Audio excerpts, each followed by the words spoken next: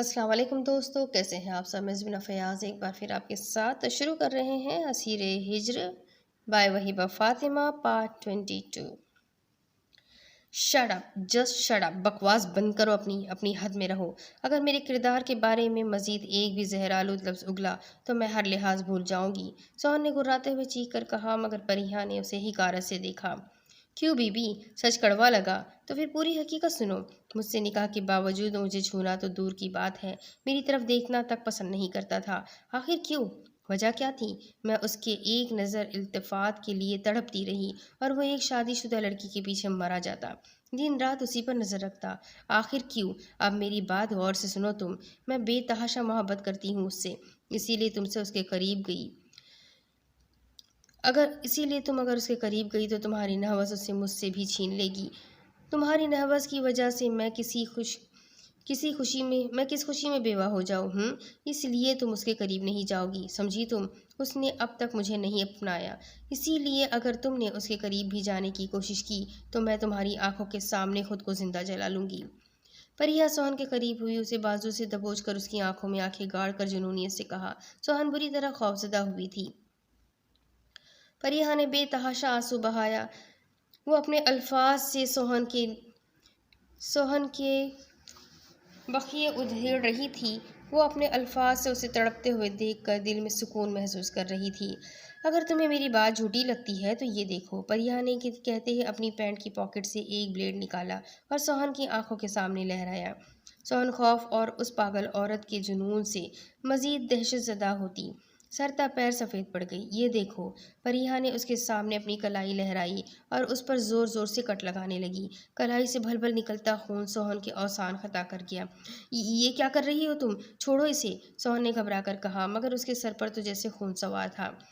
دل چاہتا تھا اسی بلیڈ سے سامنے والی کا گلا کاٹ دے، مگر مجبور تھی کہ ایسا کر نہیں سکتی تھی، سو اس نے اس سے بھی زیادہ بڑے مکروہ فریب سے کام لیا۔ اپنے الفاظ کی دھار سے اس کی سوچنے سمجھنے کی صلاحیت کاٹ کر مفقود کرنے لگی۔ اس کے لہجے میں بربریت اور سفاکیت تھی جو سوہن کی روح تک کو چھلنی کر گئی تھی۔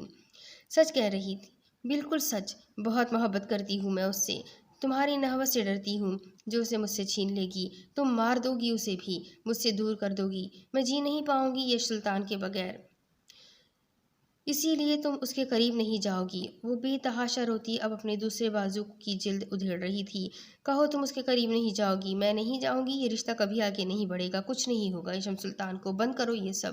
سوہن چیخ اٹھی تو پریہ کا ہاتھ تھم گیا، مگر وہ اب بھی آنسو بہا رہی تھی۔ دیکھو، میں نے جو بھی تم سے کہا یشم سلطان کی محبت میں پاگل ہو کر کہا۔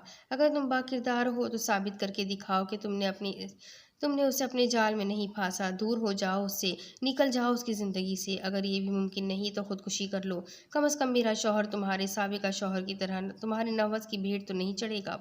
پریہ نے اطمینان سے کہا۔ سوہن اب پھوٹ پھوٹ کر رونے لگی تھی۔ پریہ خباثت سے مسکرائی، خدا کے لیے چپ ہو جاؤ، ایسے مت کہو، میں نے کچھ نہیں کیا، میں نے کسی کو نہیں پھانسا۔ وہ بے تحاشا رو رہی تھی۔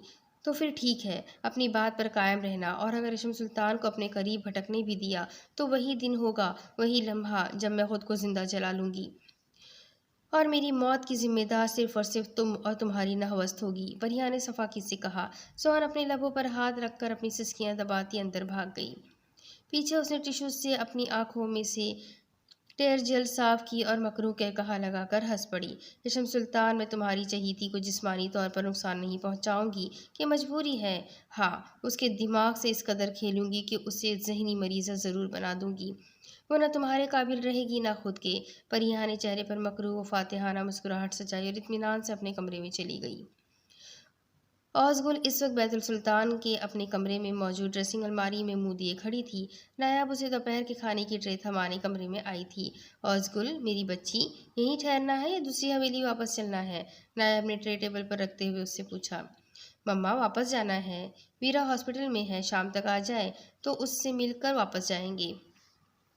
ویسے بھی اس کمرے سے مجھے اپنا ضروری سامان لینا ہے، اوزگل نے الماری بند کرتے ہوئے کہا۔ اچھا، کھانا کھا لو، مجھے تمہارے بابا نے آواز دی ہے، انہیں کوئی ضروری کام ہے، نایاب نے کہا اور کمرے سے باہر نکل گئی۔ اوزگل نے سرد سی سانس کھینچی۔ ہلکے سبز رنگ فراک ٹراؤزر میں وہ سوگوار سی تھی، اس نے دروازے کی جانب دیکھا جو کہ بند تھا۔ تسلی کر لینے کے بعد ڈریسنگ کی الماری پھر سے کھولی اور پھر اس میں پڑے اس گولڈن سلور باکس پر نرمی سے ہاتھ پھیرا۔ دل کا چور آنگن میں دندناتا پھر رہا تھا۔ چپکے سے وہ باکس الماری سے نکالا، بیڈ پر رکھ کر اسے اپنے اسٹالر میں لپیٹنے لگی، مگر دروازہ کھلنے کی آواز پر پاس پڑا اپنا لباس جلدی سے باکس کے اوپر پھینک دیا۔ مما میں کھانا کھا لوں گی، آپ فکر۔ اوزگل کے الفاظ منہ میں ہی دم توڑ گئے تھے۔ الماری میں منہ دیے ہی وہ محض ایک مخصوص خوشبو سے پہچان گئی تھی کہ اس وقت اس کمرے میں اس کے دروازے پر کون آیا ہے۔ پل بھر میں چہرے کا رنگ بدلا تھا۔ وہ گہرے گہرے سانس بھرنے لگی۔ قریب جو کمرے میں داخل ہوا تھا اس دشمن اجا کی پشت کو دیکھے گیا۔ وہ دھیمے قدم اٹھاتا اس کی جانب بڑھنے لگا اور ایک جھٹکے سے اس کی جانب مڑی۔ قریب نے اس کی آنکھوں میں بے چینی، غصہ، نفرت، بے بسی اور ناراضگی جیسی ملی جلی کیفیت ملاحظہ کی۔ کیسی ہو میمی گل؟ قریب نے اس سے عجیب سوال کیا اور بے یقینی سے اسے اپنے قریب آتے دیکھنے لگی۔ آپ کی ہمت کیسے ہوئی اس کمرے میں میرے سامنے آنے کی؟ جرأت بھی کیسے کی آپ نے؟ وہ حلق کے بل چلائی۔ جب محسوس ہوا کہ ہمارا ملنا اب ناگزیر ہے تو ہمت کر لی ہے آنے کی۔ اور جرأت کی بات مت کرو بیگم کہ میں وہ دکھانے پر اتر آیا تو تم سے ہرگز برداشت نہیں ہوگا۔ مجھے خلا چاہیے آپ سے، ابھی کے ابھی آزاد کریں مجھے اس کھوکھلے رشتے کے بوجھ سے۔ وہ اب چیخ چیخ کر روتے ہوئے بولتی، ہلکے ہلکے لرزنے لگی تھی، سانس سینے میں اٹکنے لگا، گلے میں جیسے حسب معمول پھندا سا لگنے لگا، جبکہ قریب کے اطمینان میں رتی برابر بھی فرق نہیں پڑا تھا۔ اس نے جواب دینے کی بجائے نظم پڑھی، سنو، میں نے باہوں کو کھول دیا ہے، اب دیر مت کرو، سینے سے آ لگو کہ انتشار مٹ سکے، اس سے قبل کہ محبت کی طبعی موت واقع ہو جائے۔ تمہارا لوٹنا بے حد ضروری ہے، تمہارا لمس میرے جیون کا اعلیٰ کار ہے۔ آؤ مجھے چھو لو کہ میں زندہ رہ سکوں اور محبت کو بکامل کر سکوں۔ بقا یعنی تم، یعنی میں، یعنی ہم۔ وہ بھاری گمبھیر لہجے میں کہتا اس کے روبرو چلا آیا، ایک ہاتھ الماری کے ہٹ پہ رکھ کر اس کا راستہ مسدود کر دیا۔ مما، اوزگل نے حلق کے بل چلا کر اپنی ماں کو پکارا، آج رات کے اندھیرے کی بجائے دن کے اجالے میں سب کے سامنے تمہارے پاس آیا ہوں، میری محبت کو بزدلی کا نام دینے والی میری زندگی اب میری اس جرأت پر مجھے کیا نام دے گی؟ قریب نے جارحانہ تیور لیے اس کی پچھلی گردن کے گرد ہاتھ لپیٹ کر اسے اپنے مزید قریب کیا۔ چھوڑے مجھے مما، جلدی آئے یہاں۔ اوزگل کے حلق کے بل چلانے پر نایاب سمیت سلیمان خان زادہ، سائمہ اور داجی بھی اس کمرے میں چلے آئے تھے، مگر قریب نے محض اس کی گردن اپنی گرفت سے آزاد کی، مگر چھوڑا اسے اب بھی نہیں تھا۔ مما، یہ پھر سے میرے ساتھ۔ مما، ان سے کہیں مجھے خلا چاہیے، ابھی دے مجھے یہ۔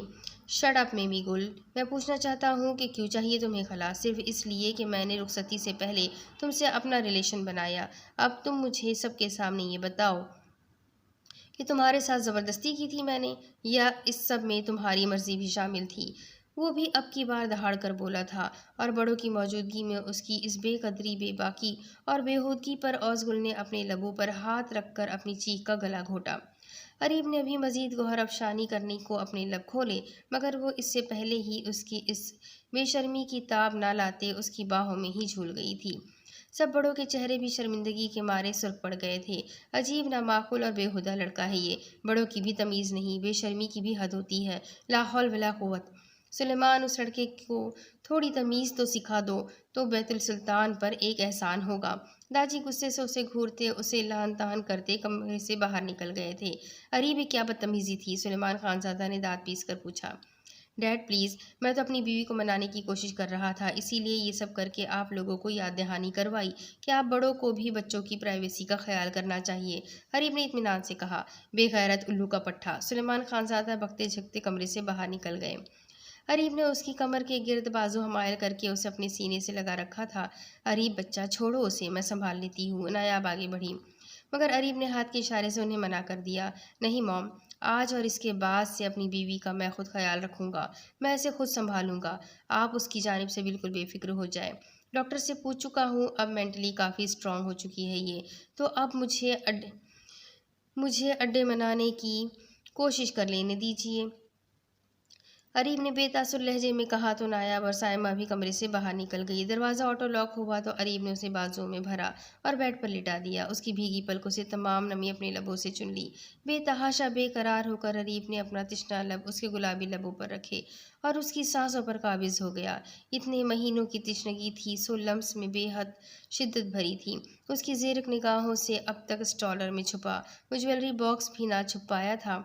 तभी औज़गुल को खुद में समाने पर उसकी ज़्यादा हिम्मत बढ़ी थी। औज़गुल को बेहोशी में अपना सांस बंद होता महसूस हुआ, मगर अगले मंजर से बेतहाशा खौफज़दा होकर उठी। वो कसमसा कर उठी तो उसने शीट मुट्ठियों में जकड़ ली। अरीब को एहसास हुआ वो होश में आ चुकी है। तब उसने उसके हाथों को अपने हाथों में जकड़कर शीट को उसकी मुट्ठियों से आज़ाद किया। उसके लम्स में मज़ीद शिद्दत उतरी। औज़गुल मचली, मगर वो तो जैसे उसकी जान लेने के दर पे था। आखिर उसे उसके लरजते वजूद पर रहम आया तो वो नरमी से उससे दूर हुआ, बल्कि बेड से नीचे उतर गया। औज़गुल उसी टूटी बिखरी हालत में लाल टमाटर लब लिए झटके से उठ बैठी। रुक क्यों गए अरीब सुलेमान? मेरी इज्जत से खेलना तो आपका पुराना और महबूब मशगला है ना। मोहब्बत तो आप मुझसे करते नहीं, नफरत है ना आपको मुझसे, तो अपनी हवस पूरी कर लेना आप। नहीं रोकूंगी मैं आपको। औज़गुल हलक के बल चिल्लाई। अल्फाज नहीं, बर्छियाँ थी जो अरीब के दिल पर चली थी, मगर वो बर्दाश्त कर गया।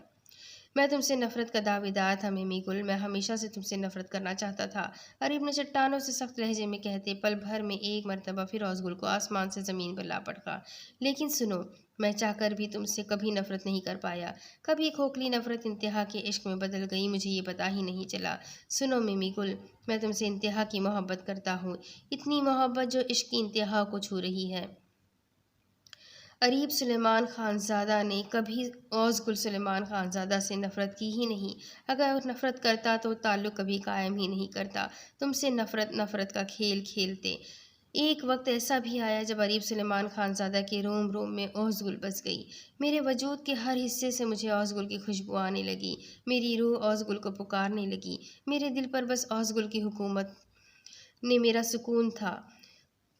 थी, उसी में मेरा सुकून था। औज़गुल की पनाहों में मेरा औज़गुल की पनाहों में ही मेरी ज़िंदगी थी। औज़गुल की कुर्बत, चैन, आराम और नींद थी। सुन रही हो ना मिमी गुल? अरीब सुलेमान खानज़ादा ने तुमसे इंतहा का इश्क किया है।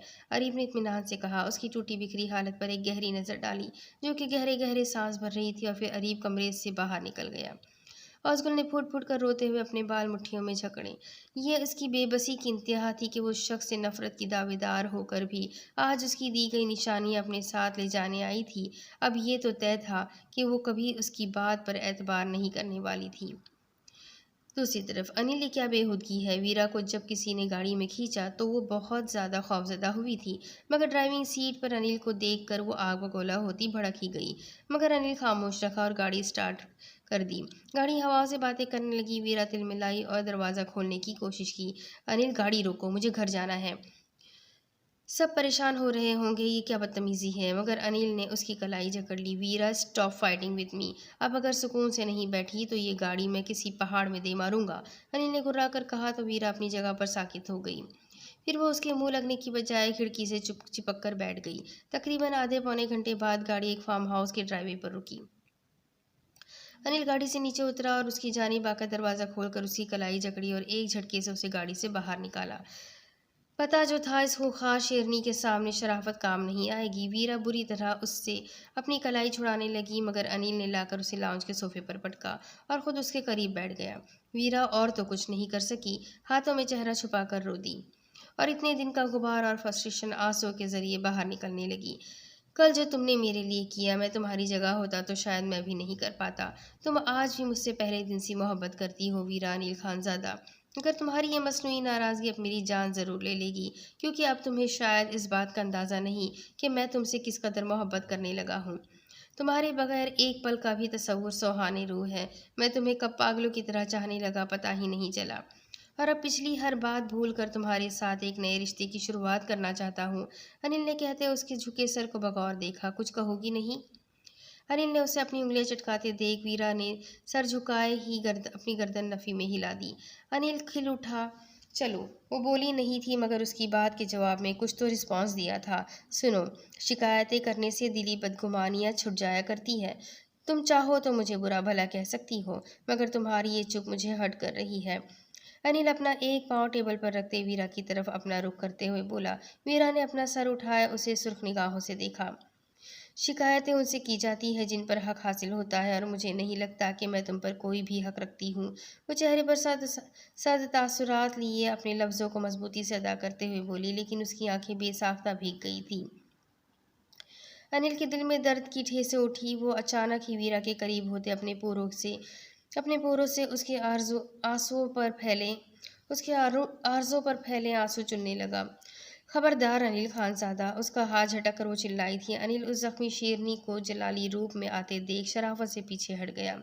तुम्हारे लिए मैं कोई खिलौना हूँ क्या? जब तुम्हारा दिल चाहे अपने करीब कर लो, जब तुम बेजार हो जाओ तो मुझे बेकार शय जान कर फेंक दो। उसका गिरबान दबोच गुस्से से सुर्ख होता लाल कंधारी चेहरा लिए आंखें निकालती हुर्राई थी। हर चीज़ में अपने मद्दे मुकाबिल रखा मुझे, लेकिन जब बात मोहब्बत की आई तो तुमने मुझे अपनी सेकंड चॉइस के तौर पर बेदिली के साथ अपनी ज़िंदगी में शामिल कर लिया। वो कमीनी नूर तुम्हें मुझसे बेहतर लगी। तुम ऐसा कर भी कैसे सकते हो मेरे साथ? मैं जान ले लूँगी तुम्हारी, अगर मुझे अपने दिल बहलाने का सामान समझकर मेरे जज्बात से खेलने की कोशिश भी की तो। उसके सीने पर मुक्कों की बरसात करती हुई मुसलसल चिल्ला रही थी। अनिल खानज़ादा बस खामोशी से उसे सुन रहा था। बोलो, अब बोलते क्यों नहीं? मुझे मेरी शख्सियत को डिग्रेड करके नूर से इश्क लड़ाते शर्म नहीं आई तुम्हें? हाँ अनिल खानज़ादा, तुम जानते हो तुम एक वाहियात, बेशर्म और धोखेबाज इंसान हो। मैं तुम्हारी जान ले लूँगी। मैंने तो मोहब्बत में तुम्हें मान बख्शा, तुम तो दोस्ती पर भी एतबार नहीं कर पाए और मुझ पर उस नूर की बात को तरजीह दी। क्यों? आखिर क्यों? वीरा एक बार फिर से उसका गिरेबान दबोचती गम और गुस्से से फनकारी थी। अचानक ही अनिल अपने हाथ उसकी कमर में हायल करता उसे खुद के करीब कर गया। जान लेने से किस काफिर ने रोका है? उठाओ कोई हथियार और छलनी कर दो मेरा सीना।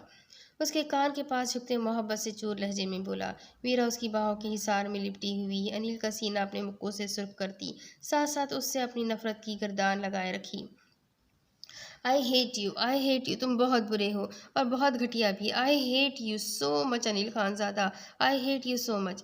वो गुस्से से पागल होती उसका सीना पीटती, अचानक ही झुककर अपने दांत अनिल के कंधे पर गाड़ गई। इस अचानक पड़ी इफ्तिताह पर दर्द की इंतहा से अनिल ने अपनी आंखें जोर से बंद कर ली। आह वीरा मेरी जान, ये नफरत का इजहार करने का कौन सा नया तरीका है? अनिल उसकी कमर थपथपाकर उसे पुरसुकून करते उसके दांतों से अपना कंधा आज़ाद करवाने की बेकार सी कोशिश करने लगा। वीरा अपना तमाम जुनून उस पर निकाल कर अब पीछे हटी। मानता हूँ मैं तुम्हें यहाँ डिनर करवाने के लिए लाया हूँ, लेकिन इसका मतलब ये नहीं कि तुम मुझे ही काट खाने लगो। अनिल अपना कंधा मसलता उसे घूर कर बोला, जो नम आंखें लिए अपने चेहरे पर हद दर्जे मासूमियत सजाए थी। तुम्हें अंदाज़ा भी है कि अभी थोड़ी देर पहले तुमने कितनी गैर अखलाकी हरकत की है? ये देखो मेरे शोल्डर पर जख्म बन गया है और अब इस जख्म से खून भी निकल रहा है।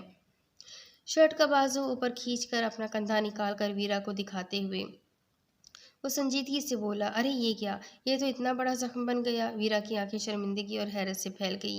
You know what Mrs Anil, इसका बदला आज उस समेत तुमसे लेने वाला हूँ मैं, इसीलिए शर्मिंदा होने की ज़रूरत नहीं। अब प्लीज़ इस जख्म पर मरहम लगा दो, मुझे दर्द हो रहा है। अनिल ने जब देखा कि वीरा अब शर्मिंदा सी हो रही है तो वो उसे मुखातिब करता हुआ नरमी से बोला। वीरा ने उसके सुर्ख चेहरे को गहरी नज़रों से देखा, फिर उठकर ड्रॉर तक गई। वहां से ढूंढ ढांड कर जख्म पर लगाने वाली ट्यूब के साथ कॉटन उठाती अनिल की कमर के साइड आकर बैठी। पहले कॉटन से उसके जख्म से रास्ता खून साफ किया, फिर उस पर ट्यूब लगाते उस जख्म को डेप से कवर कर दिया। मैं जानता हूँ मुझसे पास्ट में बहुत गलतियाँ हुई है, लेकिन मैं अपने फ्यूचर के लिए बहुत संभल चुका हूँ मिसेज। मुझे इस बात से फ़र्क नहीं पड़ता कि तुम मेरी बात का यकीन करो या नहीं, मगर मैं अनिल खानज़ादा तुमसे इश्क करता हूँ। तुम मेरी सांसों में बसने लगी हो। तुम्हें खोने का एहसास मेरी रूह तक हिला कर रख देता है। तुम भले मुझसे अपनी नाराज़गी बरकरार रखना, लेकिन कभी छोड़ कर जाने की बात मत करना, वरना मर जाऊंगा मैं। वो वीरा से अपनी मोहब्बत का इजहार करते उसे अपनी ज़िंदगी में ख़ास मकाम दे गया था। उसका इजहार मोहब्बत सुनकर वीरा की आंखें पल में छलकी थी।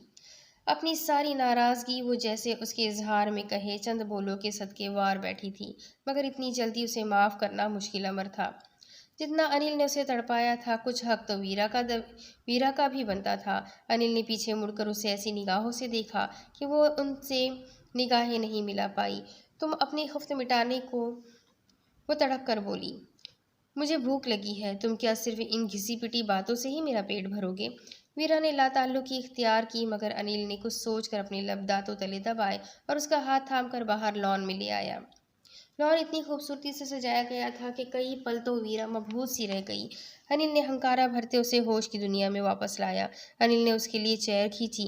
ویرا آنکھیں جھکاتی چیئر پر بیٹھ گئی۔ ویسے تم اپنی یہ نائٹ نور کے ساتھ اسپیشل کرنا چاہتے ہوں گے؟ ارد گرد کی گئی ڈیکوریشن کو دیکھتی ہوئے طنزیہ انداز میں بولی۔ کھانا پلیٹ میں نکالتا انل کا ہاتھ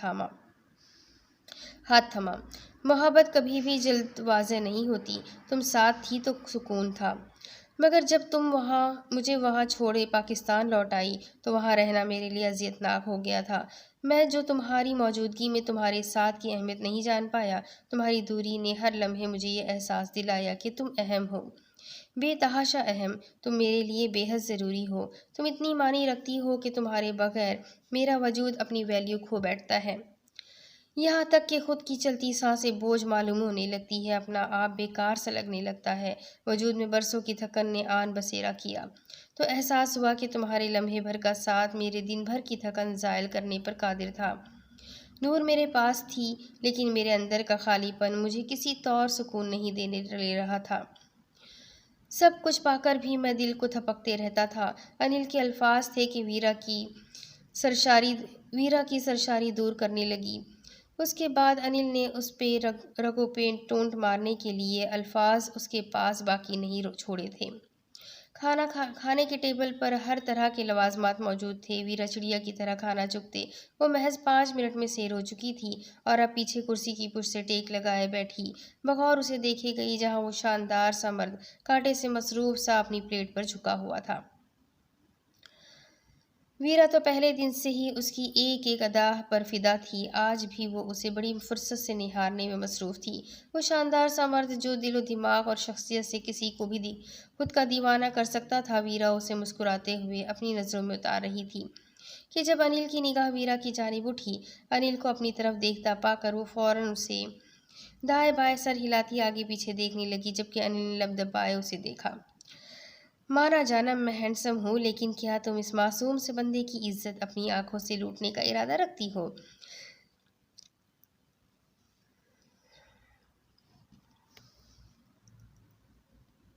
ذرا سنبھل کر، کہیں اسی چکر میں تم اپنی جان زخم میں نہ ڈال دو۔ وہ کھانے کا لقمہ منہ میں رکھتا ہوا بولا۔ ویرا بری طرح سٹپٹائی۔ ہائے رے خوش فہمی تیرا اثر، لوگ اپنے آپ میں نہایت شوخے ہو جاتے ہیں۔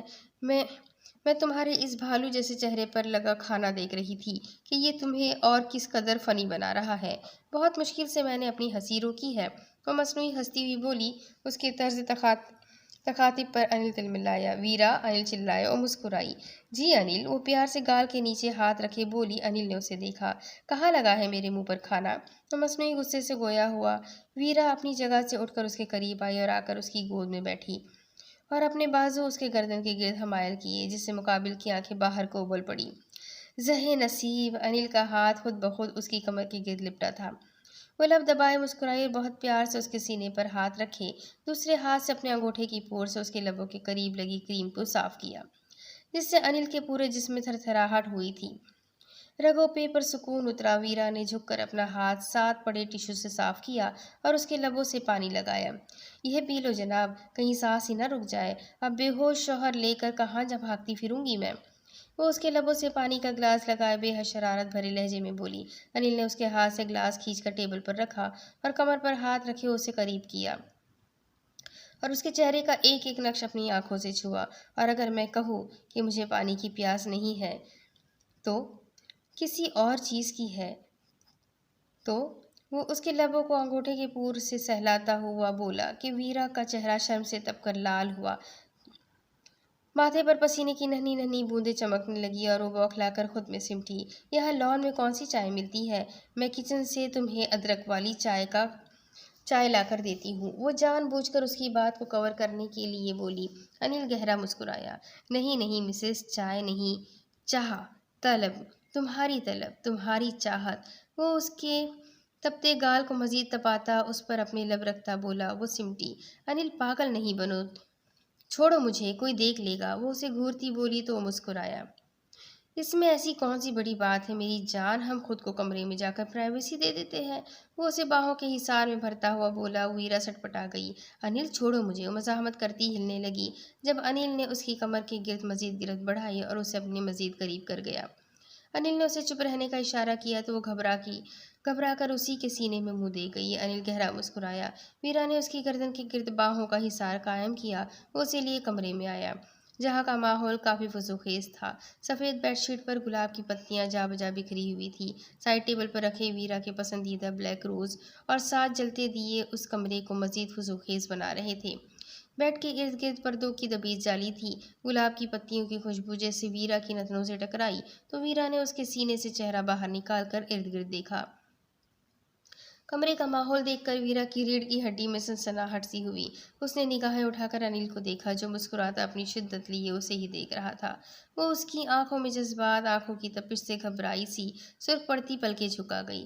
گھنی پلکوں کا رنگ ستوا سرخ ناک جس پر چمکتا ایک ہیرے کا لونگ، گلابی گال اور گداز لب جنہیں وہ بار بار زبان پھیر کر تر کرتی ہوئی اپنی گھبراہٹ پر قابو پانے کی کوشش کرنے لگی۔ انل دھیمے سے چلتا بیڈ کی جانب آیا اور اسے بیڈ پر اتارا۔ ویرا نے گہرا سانس بھر کر اپنے مسیحا اور ان پھولوں کی خوشبو کو اپنی سانسوں میں بسایا۔ انل نے اپنے کفلنگز کھولتے اسے گہری نگاہوں سے دیکھے گیا جبکہ وہ اپنے پیر کی مدد سے کھسکتی ہوئی پیچھے کو ہوئی۔ انل مسکراتا اس کی جانب بڑھا اور جیسے اس کے قریب ہوا وہ رخ موڑ کر سائڈ پر ہوئی جب بہت اچانک انل کا ہاتھ اس کی کمر کے گرد حمائل ہوا۔ وہ ایک جھٹکے سے اسے کھینچ کر اپنے سینے پر گرا گیا۔ کدھر؟ اس کو قریب تر کرتے اس کے کان میں موجود جھمکے کو اپنے انگوٹھے سے چھوتے ہوئے کان کے قریب سرگوشی میں بولا۔ وہ خود میں سمٹی۔ انل نہیں کرو، یہ لفظی جواب میں وہ کہتی خود میں سمٹی۔ انل مسکرایا اور اسے مزید قریب کر لیا۔ اتنے پیار سے کہو گی تو کون کافر رکے گا میری جان؟ اس کے کان کی لو کو دانتوں تلے دباتا وہ بولا۔ ویرا سسک پڑی۔ یوں جنگلی دور ہٹو، وہ گھبرائی ہوئی بولی تو وہ لب دبا گیا۔ آج گریز ممکن نہیں خانی۔ ایک جھٹکے سے اس کا رخ اپنی جانب موڑتے وہ اس کے گال پر ہاتھ رکھے اس کے لبوں پر قابض ہوتا اس کی سانسوں پر قابض ہو گیا۔ اسے چھو کر جیسے معتبر ہوا تھا۔ ویرا کے رگوں پہ میں بھی سکون سا اترا تھا۔ محبت کی پیش قدمی قبول کرتے اپنا آپ اس کے سپرد کرنے کو اسی کے گرد اپنے بازو حائل کر دیے۔ انل نے کافی دیر یوں ہی اس کی سانسوں کی خوشبو اپنی سانسوں میں اتارنے کے بعد اسے آزادی بخشی تو وہ گہرے گہرے سانس بھرتی اس کے سینے سے سر ٹکا گئی۔ وہ گہرے گہرے سانس بھرتی اپنی دھڑکنیں معمول پر لانے کی کوشش کرتی اس کے سینے سے لگی ہوئی تھی جہاں اندر دھڑکنوں کا شور تھا اور دل پسلیوں سے سر ٹکرا رہا تھا۔ انل نے اس کی گردن کو لبوں سے چھوتے ہوئے اس کے بالوں میں انگلیوں کو حرکت دی اور اس کی خوشبو کو اپنی سانسوں میں بساتے ہوئے جہاں دھڑکنیں منتشر ہونے لگیں پھر اپنا لمس ثبت کر دیا۔ ویرا کی اتھل پتھل ہوتی سانسوں کو سنبھالنے کے لیے ویرا نے اس کی گرفت سے نکلنے کی کوشش کی۔ وہ اس کی گرفت سے نکلی اور اس کی جانب سے اپنا رخ موڑ لیا مگر انل نے کمر کی جانب سے اس کے گرد اپنے بازو حمائل کیے۔ ویرا کی پشت اس کے سینے سے لگی۔ اس کے لبوں کا دہکتا لمس اپنے کان کے قریب محسوس کر کے ویرا کو لگا وہ اگلا سانس تک نہیں لے پائے گی۔ سب سے بڑھ کر اس کی لو دیتی نگاہیں جن میں محبت اور شدتوں کا ایک جہاں آباد تھا جو اپنی تپش سے اس کا پورا وجود جھلسا رہا تھا۔ انل، اس نے لب تر کیے۔ وہ مشکل لب کھول کر کچھ کہنا چاہا لیکن انل نے پھر سے اس کا رخ ایک جھٹکے سے اپنی جانب کیا اور اس کے لبوں پر لب جمائے اس کے تمام الفاظ اپنے لبوں میں چن لیے۔ آج وہ اس پر اپنی شدت اور جنونیت نچھاور کرتا اس کی جان لینے کے در پہ تھا۔ کافی دیر خود کو سیراب کرنے کے بعد وہ اس سے دور ہوا۔ اس وقت کو محسوس کرو میری جان، میرے سینے میں تمہاری محبت کا بھڑکتا لاوا ہے جسے تم اپنے دل پذیر محبت کے سرچشمے سے وجود سے سیراب کر کے اسے پرسکون کرو گی۔ اپنے محرم کی محبت کو دل و جاں میں بستے ہوئے محسوس کرو جو رگوں میں سرشاری اور سرور دوڑا دے گی۔ اس کے کان میں کہتے وہ اس کے گال کو چومتا اس کی تھوڑی تک آیا تھا۔ اس وقت میں تمہیں محسوس کر کے تمہارے پورے وجود پر اپنے عشق کی داستان رقم کرنا چاہتا ہوں۔ تمہیں اپنی پاکیزگی اور محبت بھرے لمحے سے روشناس کروانا چاہتا ہوں۔ تمہاری دھڑکنیں سننا چاہتا ہوں۔ तुम्हारी रूह में गुम हो जाना चाहता हूँ। वो आहिस्ता आहिस्ता उसकी गर्दन पर अपनी मोहब्बत के फूल बिखेरे गया। उसके लबों के साथ साथ नजरें भी सफ़र कर रही थी और वीरा का दिल उनके इर्तिका से भटके जा रहा था। तुम्हें पता है अनिल कि मैंने कितनी मोहब्बत की है अनिल खानज़ादा से। अपनी मुंतशिर होती धड़कनों को काबू करती वो मुस्कुराया। मौका दिया है आज की रात मेरी जान, अपने अल्फाज और अपने हर अमल से मुझे बावर करवा दो कि कितनी मोहब्बत है मेरी जान को मुझसे। उसकी गर्दन पर झुका हुआ वो उसके पूर को महसूस करते हुए बोला तो वीरा ने उसके गाल पर अपने लब जमाए। मुझे नहीं लगता कोई लड़की इस कदर टूट कर किसी से मोहब्बत करती होगी जितना मैं तुमसे करती हूँ। वो उसके भूरे बालों में उंगलियां चलाती उसकी नाक से नाक मिलाए बोल रही थी और वो मसरूर सा मुस्कुराता सुन रहा था। और उसने भारी आवाज़ में पूछा, मुझे लगता है कि तुम्हें पाने के बाद मैंने पूरी दुनिया को अपनी बाहों में ले लिया। मैं तुम्हारे साये पर भी किसी का साया बर्दाश्त नहीं कर सकती अनिल। तुम सिर्फ वीरा खानज़ादा के हो, उसकी मिल्कियत, उसकी मोहब्बत के इकलौते वारिस, मेरे इश्क के हकदार। वीरा उसके लबों से नीचे थोड़ी पर लब रखती हुई बोली। अनिल ने गहरी सांस खारिज की। उसने हया से लबरेज पलकों को गिराकर उसकी गर्दन में बाजू हमायल किए। अनिल उसे नरमी से थामे बेड पर नीम दराज हुआ और आहिस्ता से दोनों पर ब्लैंकेट फैला लिया। वीरा करवट बदलकर चेहरा तकिए में छुपा गई। अनिल ने मुस्कुराते उसके कंधे पर अपने होंठ पर रखे। अनिल की उंगलियों ने गर्दन से बल खाती कमर को छूकर महसूस किया। अनिल ने उसकी पिछली गर्दन पर अपने लब रखे और उसे पूरी तरह अपने हिसार में ले लिया। वो सख्ती से तकिए को मुट्ठियों में दबोच गई।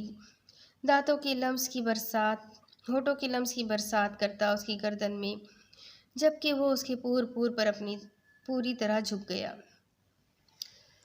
उसने उसकी शिद्दतों पर एहतजाज करना चाहा मगर अनिल ने उसके लबों पर हाथ रख दिया। खानी, ये खामोशी पाकीज़गी भरी है, सिर्फ धड़कनों का शोर सुनने के काबिल है। उसकी गर्दन को छूकर उसकी खुशबू को सीने में उतारते भारी सरगोशी में बोला। उसने अपना चेहरा हाथों में छुपा लिया। अनिल के पास आने से उसकी धड़कनें फिर सुस्त होने लगी। तमाम शिकवा गिले शिकायत दूर करके वो दो दिल आपस में मोहब्बत की सरगोशियाँ करने में मसरूफ़ थे।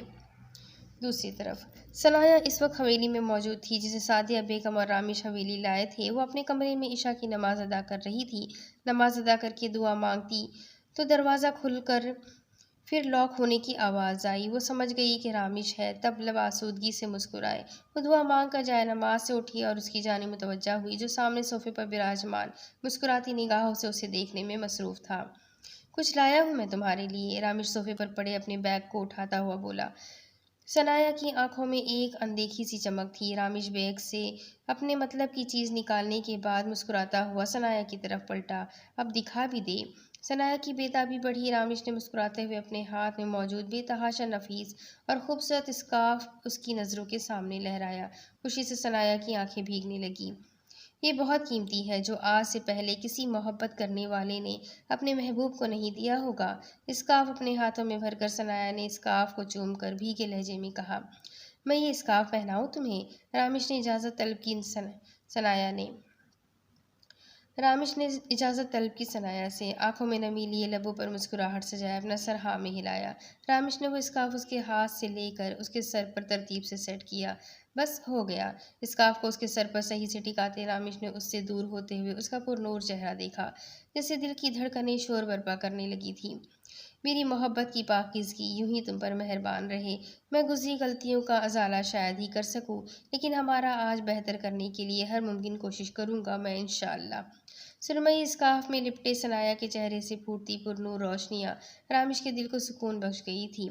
वो अकीदत से उसकी पेशानी पर झुककर अपनी मोहब्बत का पाक लम्स वारते मोहब्बत से चूर लहजे में बोला, मेरी खताएं माफ़ करते, मेरी मोहब्बत को मान बख्शने का शुक्रिया। सनाया के दोनों हाथों को अपने सामने करके उसकी हथेलियों पर अपनी अहमरी लबों से महरे मोहब्बत सबत करते रामिश की आंखों से आंसू बह निकले थे। रामिश, अपनी हथेलियों पर नमी महसूस करके सनाया ने उसे पुकारा, लेकिन रामिश ने कोई जवाब न दिया। सनाया ने उसकी गिरफ्त से अपने हाथ निकालते रामिश का चेहरा अपने हाथों के प्यालों में भरा। رو کیوں رہے ہیں آپ؟ ثنایا اب سچ میں پریشان ہونے لگی تھی۔ اس کے معصوم چہرے پر الجھن تھی۔ رامش نے اپنی سرخ تھکی نیند سے بھاری آنکھیں ثنایا کی ہلکی نمی بھری آنکھوں میں گاڑی۔ بے ساختہ ثنایا اپنی پلکیں گرا گئی۔ امی نے بتایا تم قرآن پاک کی تلاوت بہت اچھی کرتی ہو، مجھے بھی تلاوت سننی ہے۔ وہ خوبرو شہزادہ اس وقت ایسی باتیں کرتا ثنایا کو دنیا کا سب سے پیارا شخص لگا۔ ثنایا نے اس ظالم جادوگر شخص کی تمام تر خوبیوں اور خامیوں پر دل ہارا تھا۔ وہ شخص بے حد چاہے جانے کے قابل تھا۔ کیوں نہیں؟ ثنایا نے اس کا ہاتھ تھام کر اسے بیڈ پر بٹھایا اور پھر الماری کے پاس جا کر اس کے اندر سے غلاف میں لپٹا قرآن پاک اپنے ہاتھوں میں نرمی سے بھرتے اپنے سینے سے لگایا۔ ثنایا بیڈ پر آ کر بیٹھتی قرآن پاک کھولے تلاوت کرنا شروع ہوئی۔ رامش اپنا سر اس کی گود میں رکھتا آنکھیں موند گیا۔ قرآن پاک کے میٹھے لفظوں اور ثنایا کے بے حد خوش الحانی سے پڑھنے سے رامش جلد ہی نیند میں اترنے لگا۔ ثنایا نے سورۃ محمد کی تلاوت کی، پھر قرآن پاک چوم کر اپنی آنکھوں سے لگائے ثنایا نے دعا مانگی۔ دعا مانگ لینے کے بعد پھر ثنایا نے نرمی سے رامش کا سر اپنی گود سے نکالا، پھر الماری کے پاس جا کر قرآن پاک واپس رکھتے واپس سے رامش کی جانب لوٹی۔ رامش اٹھے، مجھے آپ سے باتیں کرنی ہے۔ ثنایا اس کے پاس بیٹھ کر اپنی انگلیاں نرمی سے اس کے بالوں میں پھیرتے لاڑ سے بولی۔ رامش کچھ لمحے کسمسانے کے بعد آنکھیں کھول گیا۔ خود پر جھکی ثنایا کا خوبصورت چہرہ دیکھتے رامش مسکرایا۔ تم اتنی خوبصورت کیوں ہو؟ رامش نے اپنا ہاتھ اس کی گردن سے لپیٹ کر ثنایا کا سر خود پر ذرا سا جھکایا۔ رامش باتیں کرو مجھ سے، بہت ساری باتیں۔ میں آپ کے بغیر خود کو کتنا تنہا محسوس کرتی رہی، آپ اندازہ بھی نہیں لگا سکتے۔ اس کے انداز میں حسرت تھی۔ رامش اسے اپنے سینے پر مکمل جھکا گیا۔ میری کم عقل حسینہ، تم کبھی تنہا نہیں ہوئی کیونکہ میری یادیں ہمیشہ تمہارے ساتھ تھی۔ اس کی لٹ سلجھا کر کان کے پیچھے کرتے رامش اپنے لب اس کے ناک پر رکھتا بولا۔ ثنایا پرسکون ہوئی۔ مجھے آپ کی یادیں نہیں، آپ چاہیے تھے، اور وہ بھی اپنے بہت قریب، اتنے کہ میں آپ کو جی بھر کر دیکھ پاتی، بالکل ایسے جیسے اب دیکھ پا رہی ہوں۔ ثنایا رامش کے گال پر اپنی انگلیاں نرمی سے پھیرتی ہوئی مسکراتے ہوئے بولی۔ رامش بھی دلکشی سے مسکرایا۔ ایک بار پھر سوچ لو، کیونکہ میں تو تمہارے قریب آنے کے لیے پہلے ہی بےتاب ہوں۔ رامش اپنا سر اونچا کرتے اپنے لب ثنایا کی غزالی گردن سے مس کرتے خمار آلود لہجے میں بولا۔ ثنایا بوکھلا گئی۔ آپ کی سوئی صرف ان فضولیات پر آ اٹکتی ہے؟ ثنایا نے منہ بنایا اور رامش کو ایک گھوری سے نوازا۔ میری نیند پوری ہو چکی ہے مسز رامش، اب آپ کی نیندیں حرام کرنا مجھ پر فرض ہے، کیونکہ آپ نے خود مجھے اکسایا اور ورغلایا ہے۔ رامش نے اس کے گرد گھیرا تنگ کرتے اپنے لبوں سے اس کے لب چھوئے۔ ثنایا کے عارض گل رنگ پر سرخی سی پھیلی۔ رامش اسے بیڈ پر لٹایا، اس پر حاوی ہوا۔ ثنایا کا اسکارف بے ترتیب ہوتے بکھر کر کھلنے لگا۔ رامش اپنی محبت لٹاتی نگاہیں اس کے دل پذیر سراپے پر کاڑھے اس پر جھکا، اس کے چہرے کا ایک ایک نقش چومتے اپنی تشنگی مٹانے لگا۔ ثنایا نے ہمت مجتمع کرتے اپنے دونوں ہاتھ اس کی گردن کے حمائل کرتے اس کی شدتیں سہن کرنے کے لیے جیسے خود کو حوصلہ دیا تھا۔ اس کی طرف سے کی گئی پیش قدمی رامش کا جنون مزید بڑھا گئی۔ تمہارے مخملی ہونٹوں کی نرماہٹیں میری دیوانگی کو مزید سلگا دیتی ہے۔ اس کے لبوں کے لمس کو جی بھر کر خود میں جذب کر لینے کے بعد وہ اسے آزادی دیتا اپنے انگوٹھے سے اس کا نچلا لب مسلتے ہوئے بولا۔ ثنایا کی پلکیں لرزنے لگی۔ ثنایا کی دہکتی ہوئی سانسیں اور مچلتی ہوئی بے تاب دھڑکنیں رامش کو مزید بے باکیوں پر اکسانے لگی۔ رامش نے اپنے دہکتے لب اس کی شہرگ پر رکھے تو ثنایا مچل گئی۔ اس شخص کی جنون خیزیاں برداشت کرنے کے لیے حوصلے کی ضرورت تھی۔ اپنے انگارہ بھرے بوسوں سے اس کے وجود کو سلگاتے گویا رامش اپنے ہجر کے لمحوں کا حساب لے رہا تھا۔ اس کی دھیمی محبت بھری سرگوشیاں ثنایا کی سماعتوں پر میٹھی فوار برسانے لگی۔ رفتہ رفتہ وہ اسے مکمل طور پر اپنی محبت کے نشے میں گم کرتا اسے پوری دنیا ہی بھلا گیا تھا۔ دوسری طرف غفران کئی دنوں سے اس سے کھچی کھچی سی تھی۔ اس نے بھی پلٹ کر اس کی شکل تک دیکھنا گوارا نہیں کیا تھا۔ غفران کو بھی رتی برابر بھی پرواہ نہیں تھی۔ اس کی یشم سلطان لالہ کی لو میرج ہوئی تھی۔ شادی سیکیورٹی ایشوز کی وجہ سے جن حالات میں ہوئی تھی اس نے بہت شور مچایا تھا، مگر داجی نے وعدہ کیا تھا کہ بہت جلد تینوں بھائیوں کا شاندار سا ولیمہ کریں گے۔ آج اس نے بیت السلطان جانے کی تیاری کی تھی۔ اسی مقصد کے لیے وہ نندا کے ساتھ بازار اپنی بھابھی کے لیے گفٹ لینے گئی تھی۔ بازاروں کی کافی دیر خاک چھاننے کے بعد آخر اسے اپنی مطلوبہ چیز مل گئی۔ وہ تقریباً 2-3 گھنٹوں بعد گھر لوٹی تھی۔ ندا نے اسے اپارٹمنٹ کے دروازے پر ڈراپ کیا اور چلی گئی۔ غفران نے ڈپلیکیٹ کی سے ڈور کھولا اور اندر چلی آئی۔ اندر سے باتوں کی آواز آ رہی تھی۔